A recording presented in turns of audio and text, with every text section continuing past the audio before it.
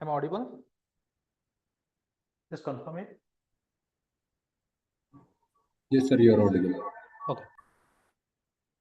So the course is AWS and DevOps, right? So we can start with the session now. And before starting this session, we will discuss about AWS, that is Amazon Web Services, which is public cloud platform, and DevOps, which is a process. So which is used for management purposes. So let's start with the AWS first. So before starting with AWS, so what is AWS? That is Amazon Web Services.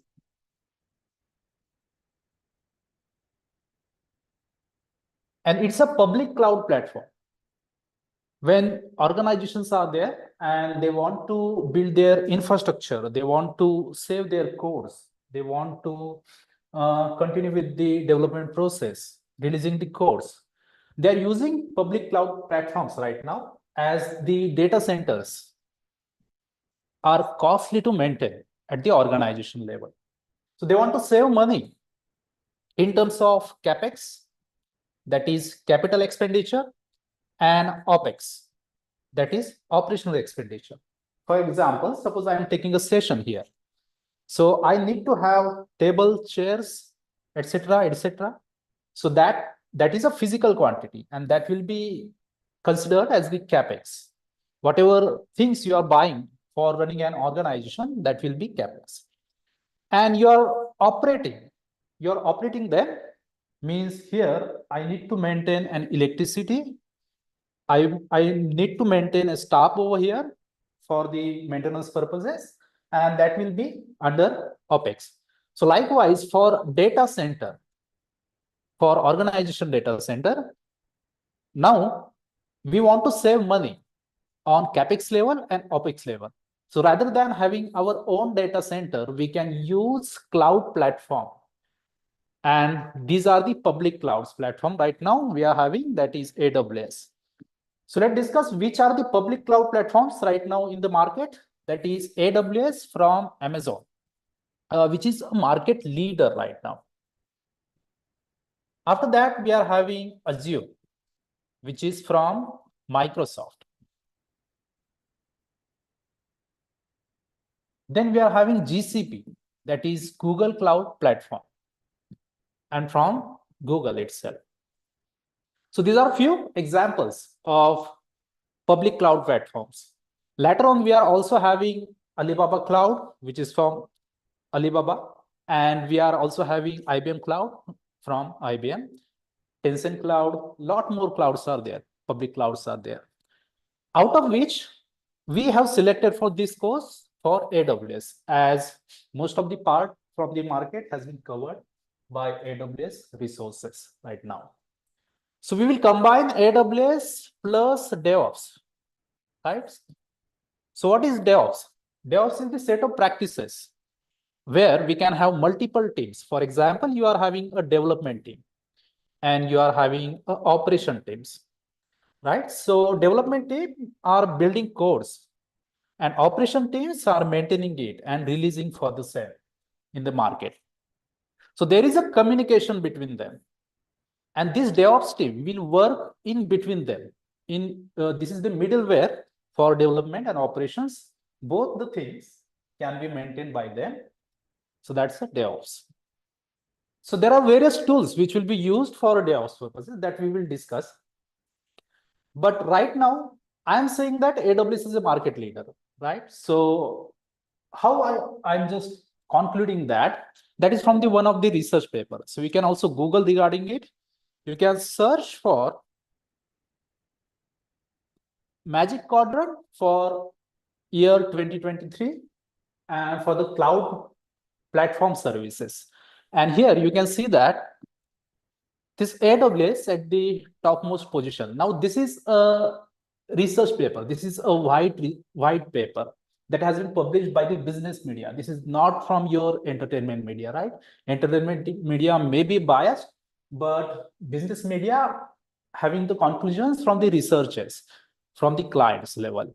And they have published this paper, and it is saying that AWS is a market leader. So a lot more opportunities will be there from AWS. And also on a client level, clients are preparing for the AWS right now. So we cannot say that Microsoft is also not doing a business. Simultaneously, Microsoft is also heading towards the leadership. And Google is also doing a great business. So it will be decided by the company itself which cloud platform to be used. Sometimes they are selecting for any one public platform. Sometimes they are combining public platform with the private cloud platform, and that we can call it as hybrid cloud. And sometimes both the public clouds or more than two public clouds can be used as well. So here are the types of cloud we can have in a market strategy. That is public cloud, then private cloud. So in case we don't want to share our resources publicly and we are maintaining it on an organization level, we can say that we can have a private cloud strategy. And you can combine for public plus private, and that will be result into hybrid cloud technology. And for control level or for customization level or saving the cost, we can also have multi-cloud strategy. So for example, suppose any company or any organization is using AWS and Microsoft both. So we can say that we can have a multi-cloud strategy for projects purposes. Now let's discuss what is cloud computing. And there is a basic definition that you can remember, and that will help you through the interviews as well. So what is cloud computing? It's a on-demand delivery of IT resources with pay-as-you-go pricing.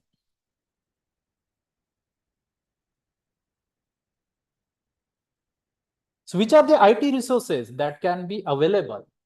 So you can have multiple resources that can be categorized into the compute level. Now, when anything that is related to the RAM or calculations, we can call it as a compute.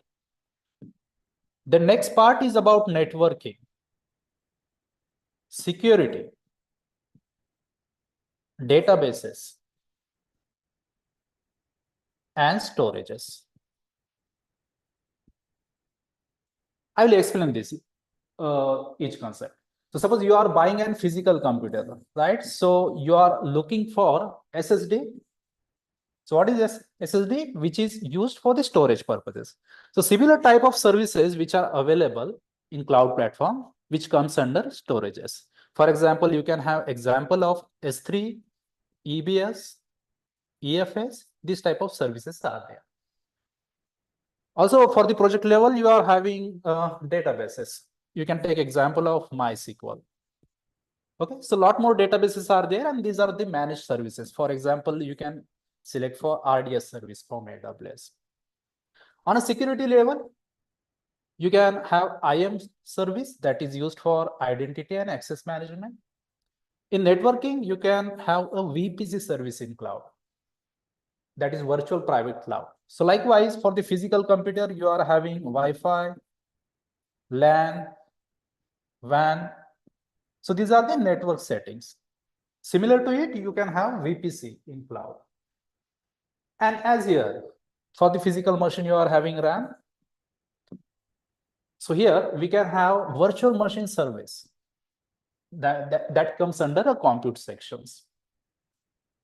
So these are the main basic categories for learning AWS, Amazon Web Service, or any type of public cloud platforms.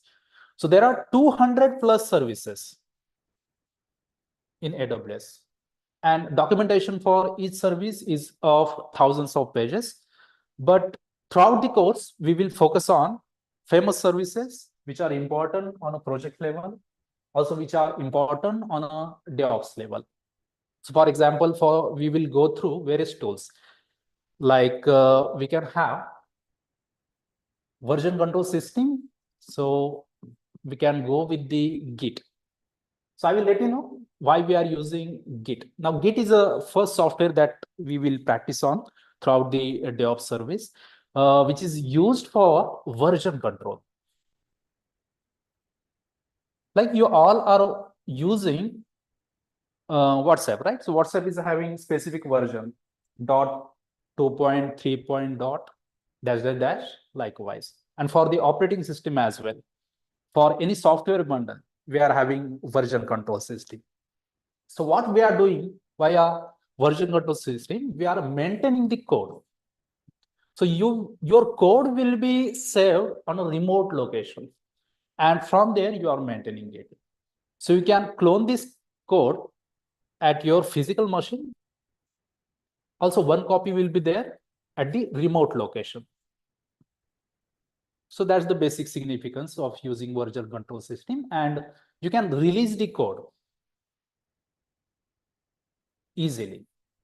Also, multiple developers can work towards any code. Suppose I'm having 5 developers, so I can integrate their accounts for a remote repo, and at the same time they can work towards the code. So that is the Git software that we will learn throughout the course. Second software that is important, that is Docker.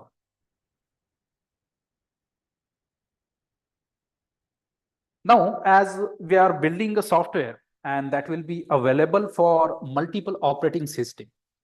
So which are the operating systems are there in the market? We can have a Linux operating system, right? We can have a Windows operating system. And for the infrastructure level, sometimes we are having virtual machines as well. So why we are using virtual machines? Suppose you want to build your own environment and you want to isolate your environment. In that case, you will use virtual machine. And Linux, which is supported for open source softwares. So what is term open source here? Open source means code is available for everyone, and everyone can contribute towards it, and we can build the software for the general people.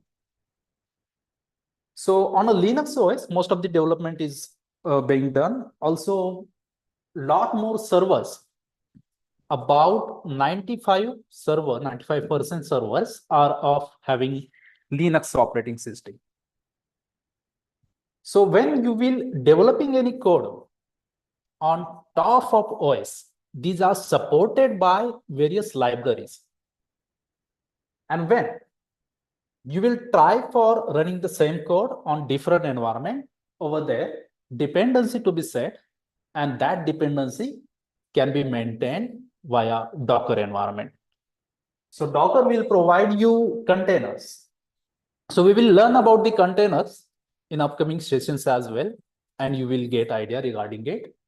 So within a container, you can have your application code and your libraries, and that will be independent of operating system. And same environment you can transfer to the Linux environment, you can transfer to Windows or VM. That's the significance of using Docker. So let me check for chat messages whether any doubts are there. Okay, no doubts are there. Fine. So next tool, after Docker, we can learn toward Kubernetes.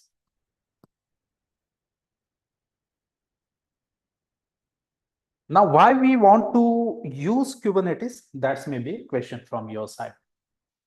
So Kubernetes, which is a product from Google and CNCF, Cloud Native Computing Foundation. And this is a recent project from, and they are maintaining it from CNCF Foundation administrators. So what Kubernetes is, it's a container orchestration system. So it will provide you management throughout the life cycle of the containers. And also you can call it as it's a production grade container orchestration system. and we will maintain it with the group of nodes. That's the case. When we are releasing any application, so we can host that app in a Kubernetes cluster, and various nodes will be there, and we can maintain it. Next tool that is important, that will be Terraform. So Terraform is infrastructure as a code service. From the code itself, you can build infrastructure like a building, right? So for example, suppose one of developer is there and who is working for some client and who has developed a particular stack where database is used, where web servers are being used, and a lot more dependencies were used. Then project is getting over in a 6 months of period or 1 year, and after that a new client has been came with the similar type of requirements. So whether this particular developer can build a same code again. So likewise, we can go towards a Terraform.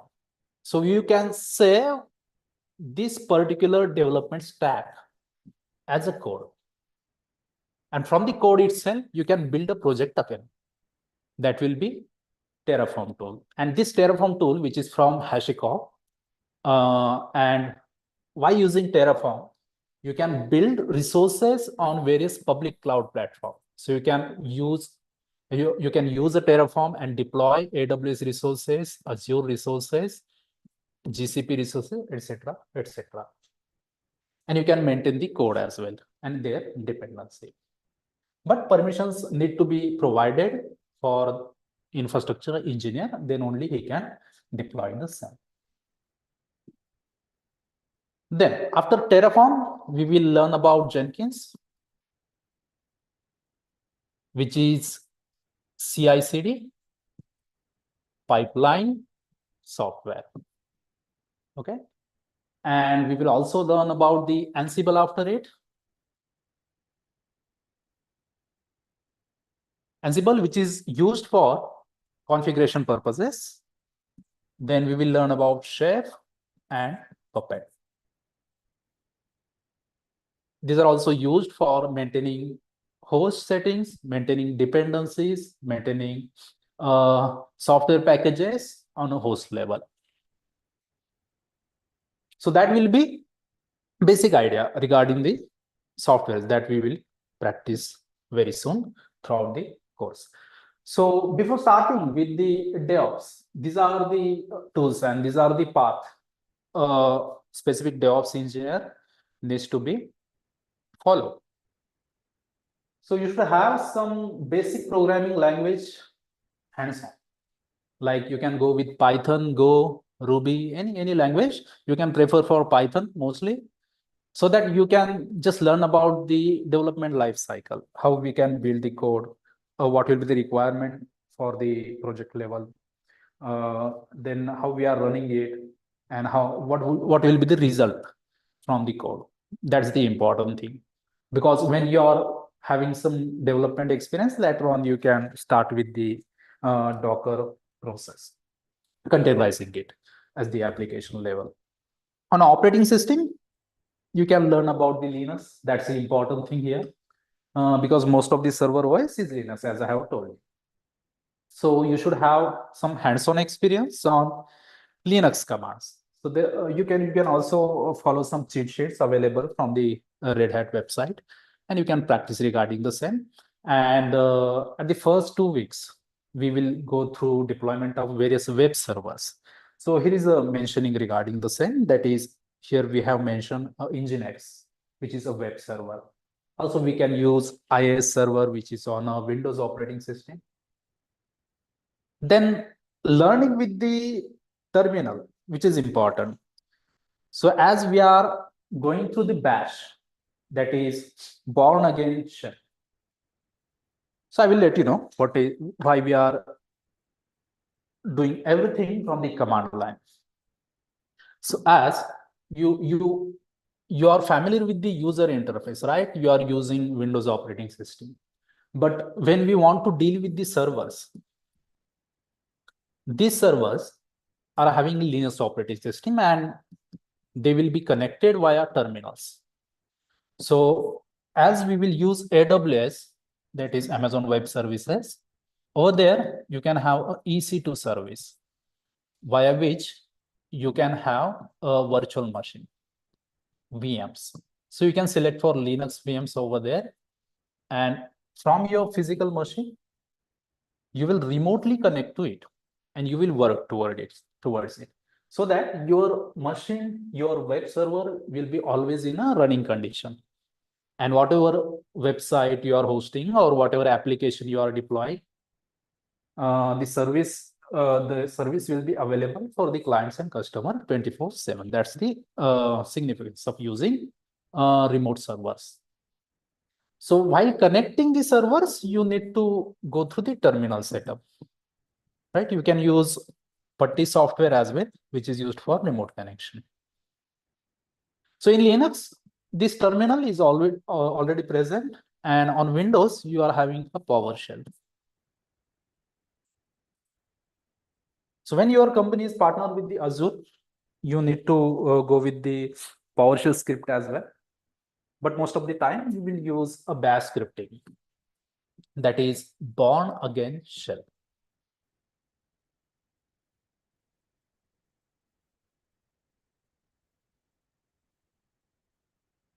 So as here is a mentioning of Git, which is used for version control system, right? It's an important software. And from this, GitHub is also mentioned, which is providing you user interface on a profile level where you can have remote repositories. You can create public, private repositories.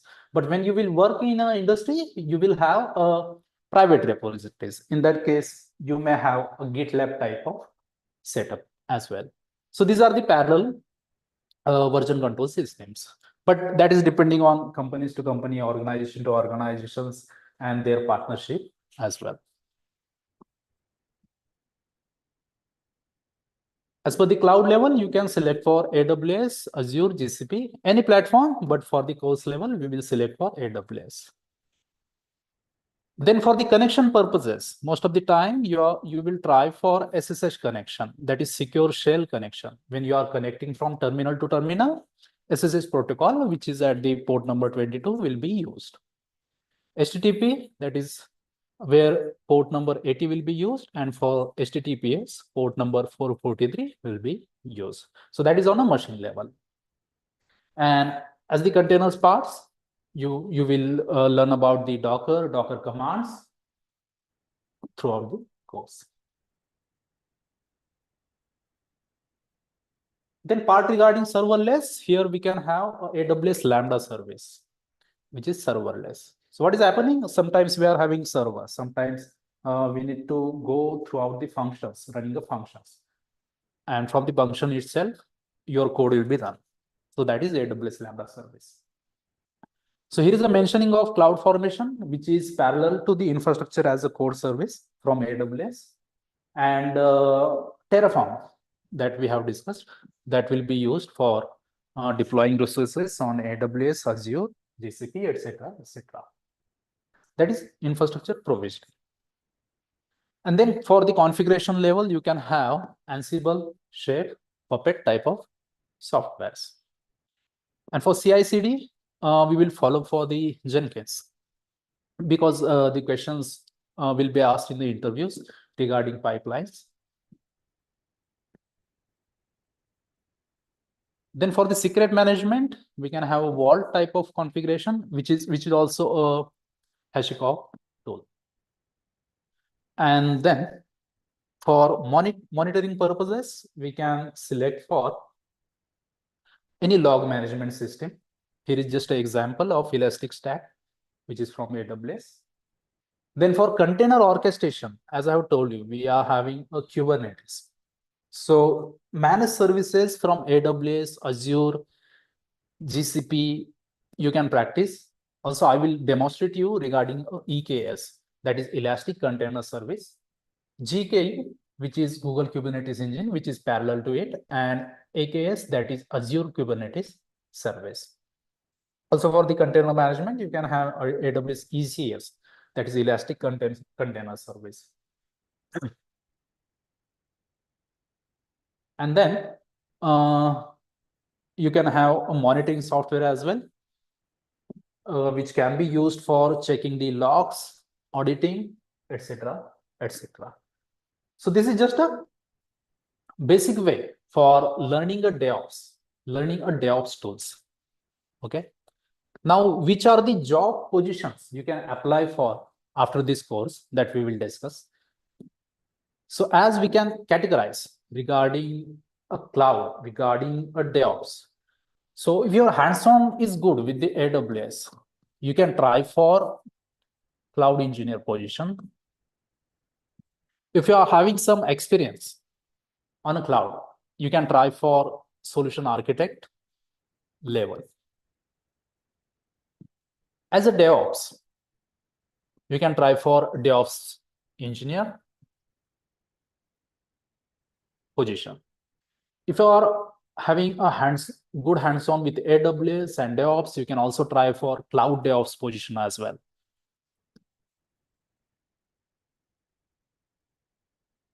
But the tools will be different. In that case, there will be managed tools for this profile. If you are having some experience on a DevOps level, experience on a cloud level, you can try for a DevOps solution architect. But this resource person should have experience on the tools that I have mentioned. That is Git, GitHub, Docker, Kubernetes, Jenkins, Shape, Puppet, Ansible, etc., etc. If you are good with the Terraform or any infrastructure as a code tool, you can try for infrastructure engineer. Okay, or suppose you are good with the Kubernetes, you can also try for Kubernetes administrator. Or if you are good with the cloud, you can also try for cloud admin position. If you are good with the development, you can also try for cloud developer. So a lot more fields are there under the cloud. You can also try for storage engineer position, cloud storage engineer position, or networking positions as well, if you are fitting that particular domain and hands-on practice. Possibly you will try for cloud DevOps position after this course, and that will increase the chances of selection, because right now, if you are having two skills at the same time, your selection criteria may increase. Will increase, definitely, not may. So if you have any doubt, you can ask regarding DevOps, regarding AWS, or regarding the possible job positions you will try after this course, and number of tools that we will practice. So I'm just checking chat box right now. You can enter your doubts in the chat box and please let me know. Also, you can unmute yourself and ask questions in English, Hindi, Marathi. I'm available in all three languages.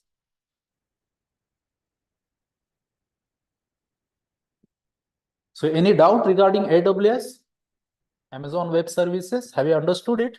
Just type yes or no in the chat box so that I can understand about your response.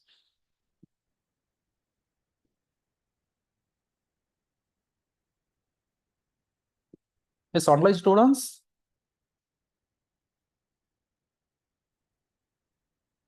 Amit, Dinesh, Monali, Omkar, Siddesh, Vasim. Okay, so we will use AWS for the practices, as we are not having any infrastructure, right? So suppose you want to have any Linux machine, right? So rather than installing it, on your physical virtual machine, better you can select for EC2 service from AWS, and your environment will be ready within a second. And then from your physical machine, you can remotely connect to it and you can work towards it. So a lot more commands you need to fire, Linux commands you need to fire on a web server basis, so that you can understand the process, how to host a website, how to manage it, and how to provide that website settings to customer level or client level. Later on, we will also practice for storage part. That will be S3 service, EBS, that is Elastic Block Store, and EFS, that is Elastic File System. So that will be storage part. So after learning about storage, you can have one project that I will assist you. That is for hosting a website. So you can have index.html web page, any static website you can try, or if you are having a setup regarding dependencies, you can host a full website as well within an instance, EC2 instance. And for storage purpose, you can use S3. Okay, whatever files will be there, images, videos, content, or any other content, you can store it on a S3, and that link you can paste in a index.html. And over EC2, you can have a Apache server. Okay, this type of project we will conduct. That is on basic level. If any freshers are there, we can recommend them. But if you are a working professional, then higher level of project, you can just communicate with the trainer. Later on, we will also build a .NET app, and we will host it. We will also deploy this .NET app on AWS. Okay, and we will use Elastic Beanstalk service. So this will be your second project. Sorry.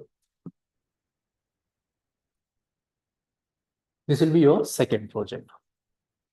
Then third project we can try, that is for containerization. So if you're having any code, any Python code, Java code, Go language code, or any other type of code, we can containerize it. So you need to build a Docker file,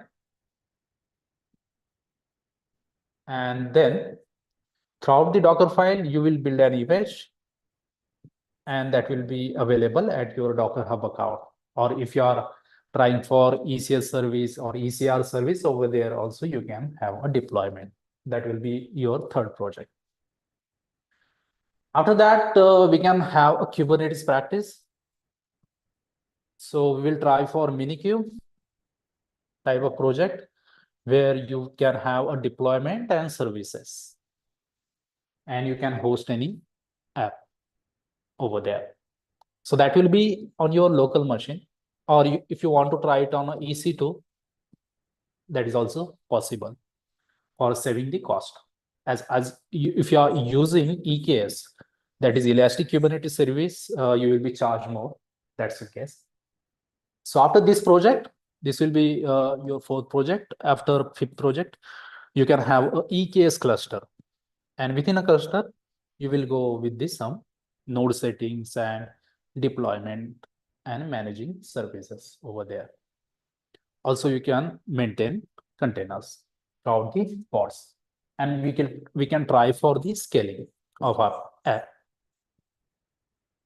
So we can scale app over there. That will be your fifth project. Then we will try for Terraform. So why are you using Terraform?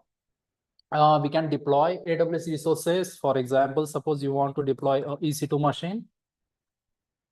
We want to deploy for S3, that is also possible, IAM service, etc., etc. And over here, we will just conduct one project that is for launching of web server. So for the web server, HTTPD package need to be installed. And what we will try by using a main.tf file here. That will be Terraform file. we can launch a web server on AWS, and we will host a website over here. That will be our 6th project. 7th project we will try for the Jenkins, and we can build a pipeline over there. So along with Jenkins, we can combine with the Docker as well.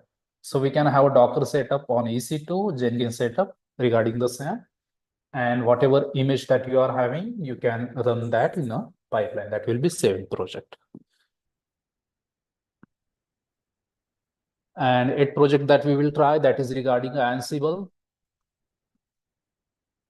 So we can have a host setting, and so we will have at least 2 hosts on AWS, and we will connect to those machines while using Ansible, and we can deploy packages over the instances, over the host over here. And we can also maintain a configuration file that is ansible.cfg here.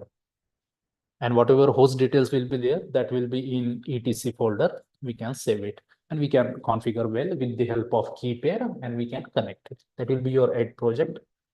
And if suppose you are having your own code, your own idea, we will also support it, and we will guide you regarding the steps.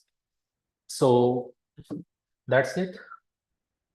That will be regarding the projects.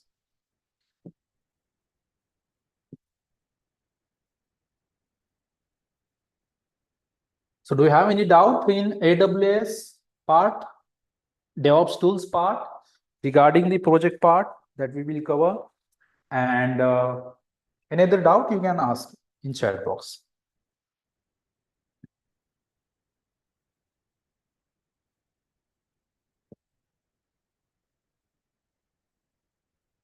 I will just ask for the names.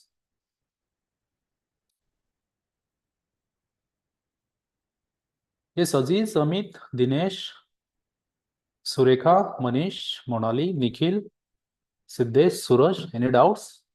Just type it in chat. I will reply.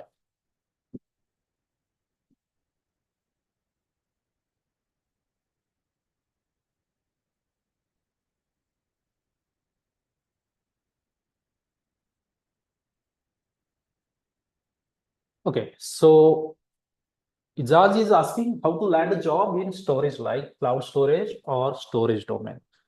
So suppose you want to try for cloud storage part, over there, you need to practice for, you should have some hands-on experience with the, or you should go with the basic idea, first of all, regarding network as a storage as a network. Okay, that will be basic one. And depending on AWS, so you can have EFS service, that is for file storage, E-based service, that is block storage, and S3, that is object storage. So these 3 services you can practice in depth. Also, documentation is present on official website. You can learn through it, and then start towards AWS storage engineer position.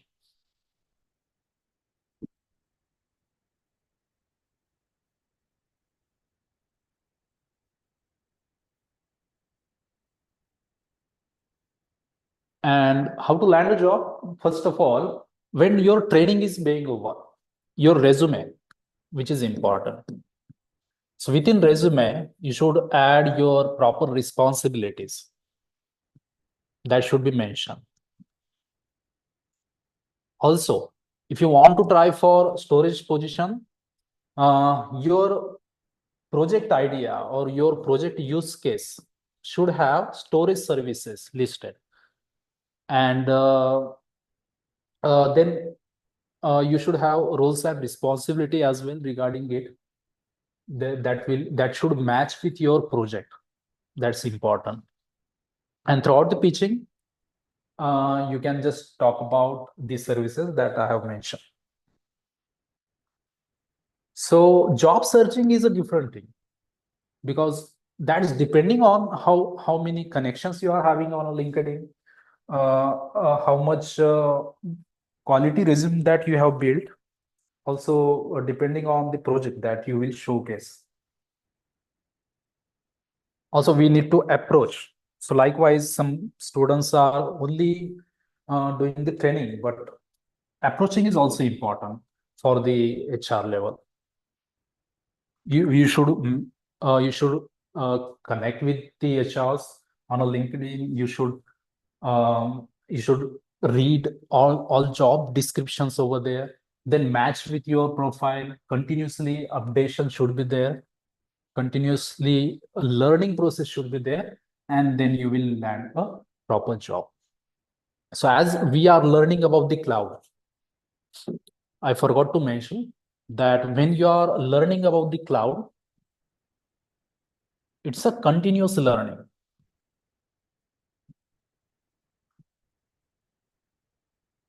It's not like you will practice today and same type of environment will be provided to you after 2 months, 3 months. Every time upgradation is there on an OS level, on the packages dependency level, number of services, number of management configurations. Everything is changing, everything is upgrading second by second.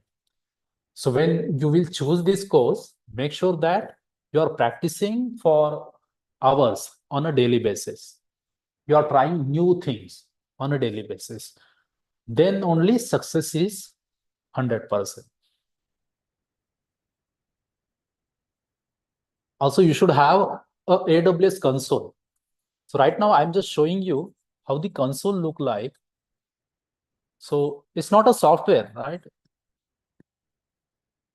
You are using console throughout the web browser, and whatever changes you will make, that will be in a data center. So you will select for any region in AWS console. We are having a renting service. So whatever practice you will do in AWS, your bill will be generated on a monthly basis. That's the case. So if you are practicing, you will get bill. If you're not practicing, you will not get a bill. That's the case. Okay. So just I'm showing you how the console look like. So here is my AWS console, and here are the number of services. So similar type of console, you need to practice on your own. I will provide you steps. I will provide you the documentation as well on a project basis and on a service basis as well. So here are the number of services. If you're checking for compute section here, here's a compute section. Here you can have a EC2 service, that is virtual machine service. If you're selecting for containers, here we can have Elastic Kubernetes service, that is EKS service, this one. Or ECS service, Elastic Container Service. This is ECR, Elastic Container Registry, which is parallel to the Docker Hub. Okay, and on a databases level, you can have DynamoDB, Elastic Caching. Lot more services are there. Then in networking, here you can have VPC, etc., etc. And for the storage level, you can see EFS, EBS, S3 as well. So these are total 200 plus services. It's not possible that you will learn everything. But whatever content is required, which is famous, which is depending on your project level, that you can have it.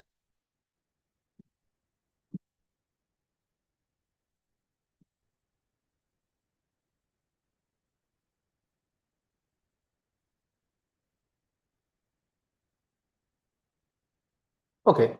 So Ijaz is asking whether this course will be online or offline. Yes, it's available in hybrid mode. If you are preferring for offline, you can also come to our office. And every time we will have links to be generated and we will provide that details within our app. Also, recording will be provided.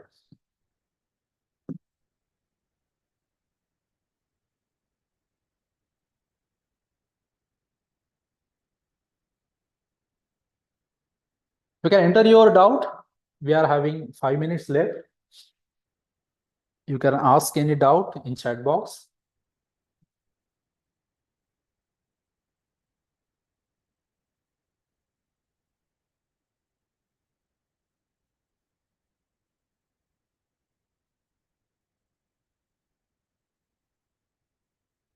Okay.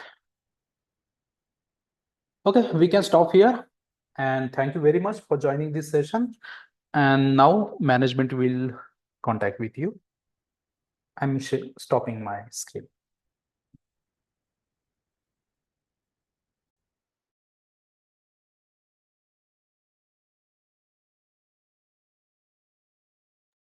Thanks for joining the session.